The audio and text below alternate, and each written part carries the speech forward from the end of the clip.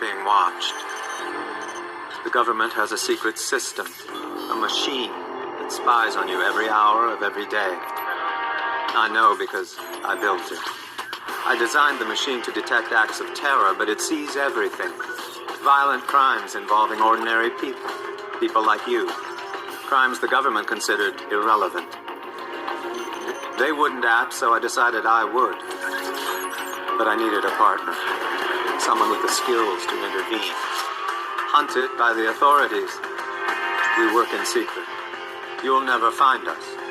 But victim or perpetrator, if your number's up, we'll find you. Was set free. You know, how do you feel about that situation? I mean, that's dumb. That's all I'm gonna say about that. That's dumb.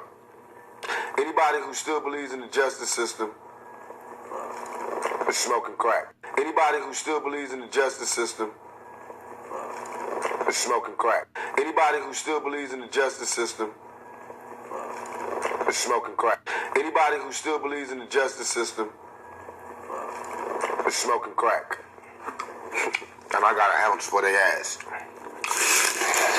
On me. And do you still get harassed, you know? I told y'all every day. Every day. Every day. Either it's a bitch, a cop. I told y'all on me. And do you still get harassed, you know? I told y'all every day. Every day. Every day. Either it's a bitch, a cop, a jealous nigga, or a Caucasian, or an Oriental, or a Mexican that can't drive, or somebody harassing me every motherfucking day, or a Mexican that can't drive, or somebody harassing me every motherfucking day. That's why I stay strapped, stay drunk, and stay high till I die. And talk. When I wrote the book, I kind of did my own searches and talked to some connections that I had within the CIA, and just to verify exactly how this technology works.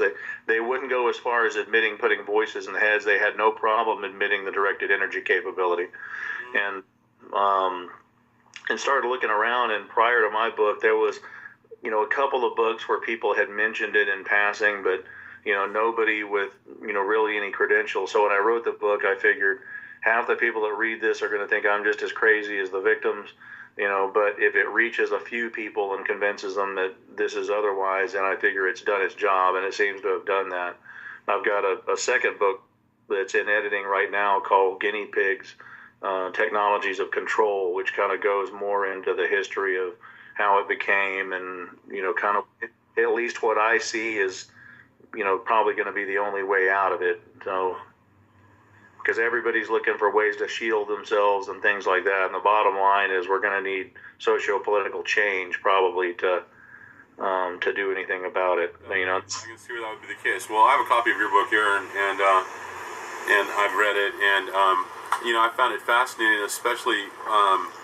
I thought the background into the technology was really good. It was pretty thorough, and it really opened my eyes to the capabilities that are available out there. But what just blew my mind was just your personal narrative in here and what you went through. I love to touch on some of this stuff, during the interview as well. So feel free to reference that if you like. Okay. It just boggled my mind how that was possible, and the things that they did, and the monotony to it, and how it just happened over such a prolonged period of time. And that's what kind of, I have a pretty good connection with SAPD here. So when I went to the sex crimes department, the lieutenant in charge had been a patient of mine and was a friend of my father's who was retired SAPD. And, he told me straight out, he said, if I heard this story from anybody else, I'd think they're crazy. But you had my life in your hands, asleep on the table for surgery. I do anesthesia. Right. And he said, but, coming from you, and your story's never changed. And, so they went through ICE and tried to see if any of this video, if they were videoing any of the sexual assaults and putting them anywhere. And basically, in the end, it's almost kind of like this group of this former FBI guy is allowed to do it, sort of, which is like what I kind of wondered all along. Is if I went following people around and tampering with their cars and standing around their front doors, I'd be people around and what I kind of wondered all along is, if I went following people around and, tampering with their cars and standing around their front doors, I'd be arrested pretty quickly. And these guys were so brazen. This wasn't surveillance from afar, or I kind of think that car's following me, or I kind of think that person's following me. These were people literally standing in front of our windows right until you would come walking down the sidewalk, and they would run and jump in a car, or 3 cars following me, moving, jockeying around at 2 in the morning on a weekday, coming home from her house and shooting the finger at me when they would drive by, or trying to block me in until I'd finally maneuver my way around. And, the only good thing. And this is every day, y'all.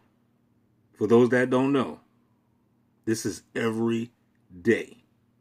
The thing about being in Texas is what ended the stalking was when the sheriff came out to my house and said, you know what, you live in a rural area. If it's nighttime and they're on your property, shoot them.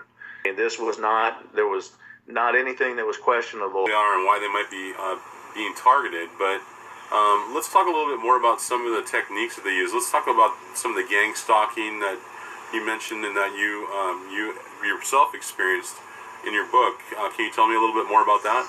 Sure. The kind of the old term, or the term that was used online the most, was gang stalking.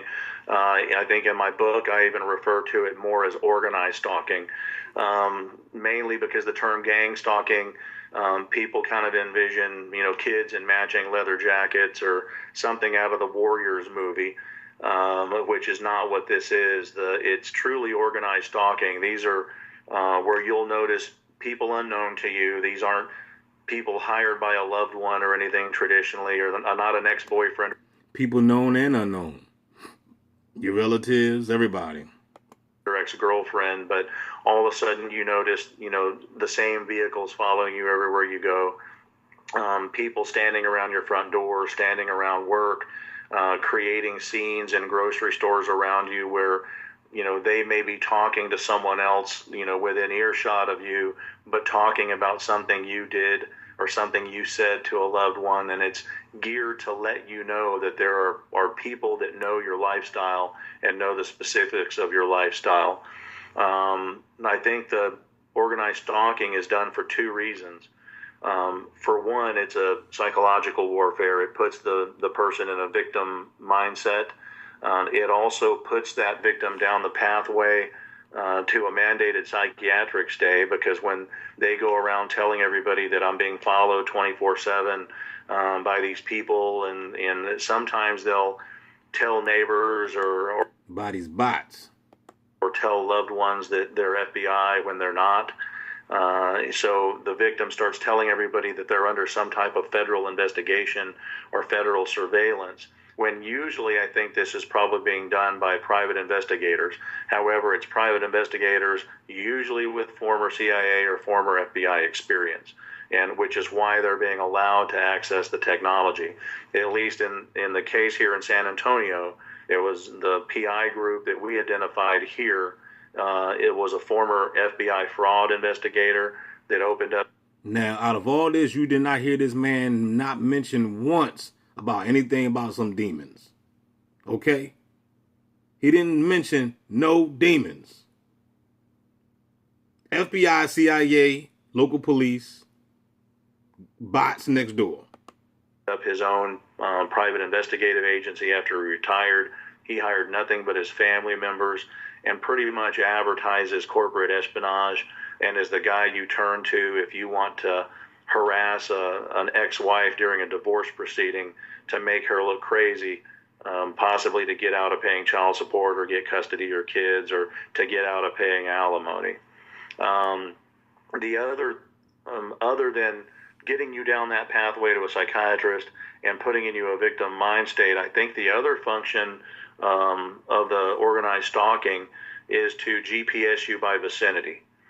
Most of these victims think they're chipped because they seem to be able to be tracked everywhere they go.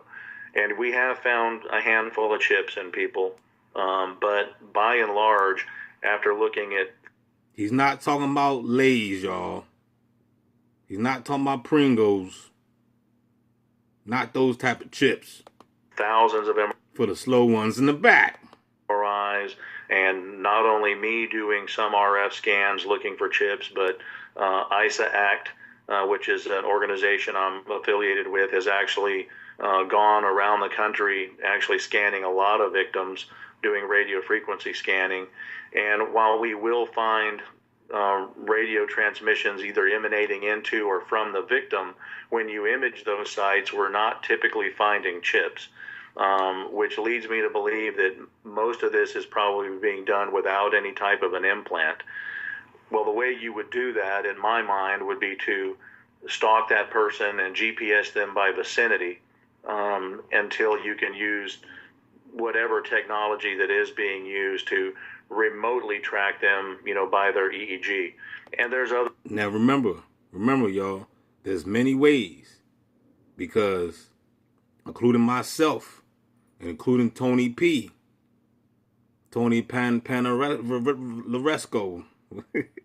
he did videos on it. I know for a fact that they're putting stuff in me. He said the same thing. So everybody's targeting is different. Some people complain about Morgellons. Me, they've been, I don't know what it is they put in me. Signal, I call it signals. But I don't know what it is, but I know that they put stuff in me. You see what I'm saying? From the satellite base. So everybody's story is different. At the end of the day, y'all, you need to realize that we're all being targeted. Other ways to remotely track someone by body imaging, by facial recognition. I've heard some of the people talk about now DNA resonance, which using continuous wave radar, if you bombard the human body with it, we all have a different DNA signature, and that can actually resonate and be received. We'll have a different DNA signature, and that can actually resonate and be received. With it, we all have a different DNA signature, and that can actually resonate and be received.